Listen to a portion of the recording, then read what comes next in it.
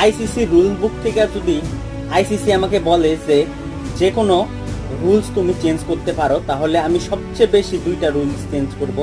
একটা হচ্ছে আম্পায়ার স্কলটা পুরোপুরি তুলে দেওয়া, আর তার সাথে সাথে যে প্যাডে লাগার পরে যদি 22 রানে 4 হয়ে যায় কিন্তু সেটা যদি রিভিউ নেয় তাহলে সেটা ক্যান্সেল হয়ে যাওয়াটা কিন্তু আমি তুলে দিব। কারণ কোনো কোনো এমনও ম্যাচ আছে যে 1 রান 2 রান কিন্তু অনেক ক্রুশিয়াল, সেই জায়গা থেকে কিন্তু এই জিনিসটা যদি তুলে দেওয়া হয় তাহলে কিন্তু সেই দলে কিন্তু অনেকটাই উপকার হবে। আর যে দুইটা নিয়মের কথা আমি বললাম সেই দুইটা নিয়মের জন্যই কিন্তু বাংলাদেশ গতকাল ম্যাচে কিন্তু হারছে।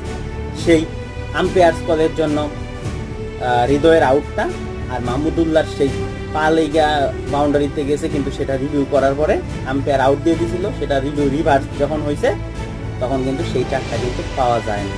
তো এই দুইটা নিয়ম কিন্তু চেঞ্জ করা উচিত, কি বলো তোমরা?